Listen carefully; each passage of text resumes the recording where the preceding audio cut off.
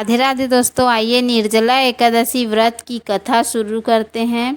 भीमसेन व्यास जी से कहने लगे कि हे पितामह, भ्राता युधिष्ठिर, माता कुंती, द्रौपदी, अर्जुन, नकुल और सहदेव आदि सब एकादशी का व्रत करने को कहते हैं, परंतु महाराज मैं उनसे कहता हूँ कि भाई मैं भगवान की शक्ति पूजा आदि तो कर सकता हूँ, दान भी दे सकता हूँ, परंतु भोजन के बिना नहीं रह सकता।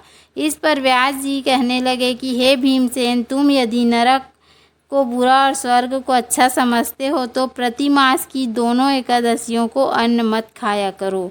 भीम कहने लगे कि हे पितामह, मैं तो पहले से ही कह चुका हूँ कि मैं भूख सहन नहीं कर सकता।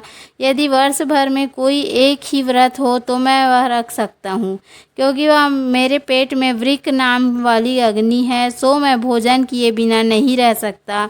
भोजन करने से वह शांत रहती है, इसलिए पूरा उपवास तो क्या एक समय भी बिना भोजन के रहना कठिन है। अतः आप मुझे कोई ऐसा व्रत बताइए जो वर्ष में केवल एक बार ही करना पड़े और मुझे स्वर्ग की प्राप्ति हो जाए।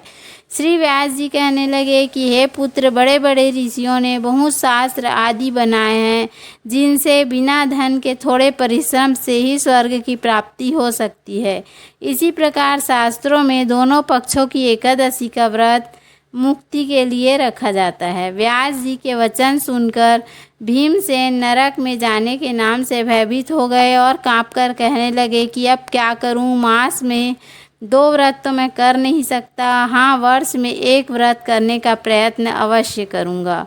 अतः वर्ष में 1 दिन व्रत करने से मेरी मुक्ति हो जाए तो ऐसा कोई व्रत बताइए। यह सुनकर व्यास जी कहने लगे कि वृषभ और मिथुन की संक्रांति के बीच ज्येष्ठ मास के शुक्ल पक्ष की जो एकादशी आती है उसका नाम निर्जला है।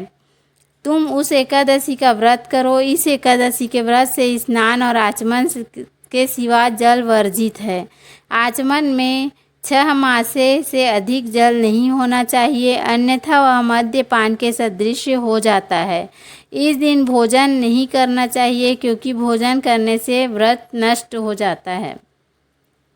यदि एकादशी को सूर्योदय से लेकर द्वादशी के सूर्योदय तक जल ग्रहण न करें तो उसे सारी एकादशियों के व्रत का फल प्राप्त होता है।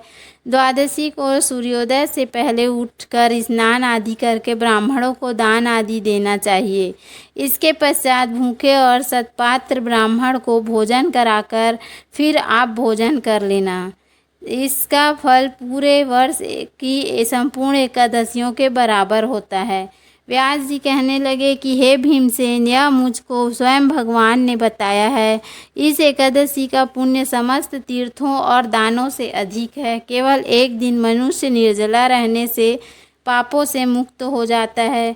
जो मनुष्य निर्जला एकादशी का व्रत करते हैं उनकी मृत्यु के समय यमदूत आकर नहीं घेरते, वरन भगवान के पार्षद उसे पुष्पक विमान में बिठाकर स्वर्ग को ले जाते हैं।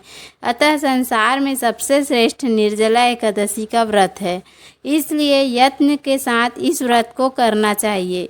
उस दिन ओम नमो भगवते वासुदेवाय मंत्र का उच्चारण करते रहना चाहिए, गौदान करना चाहिए।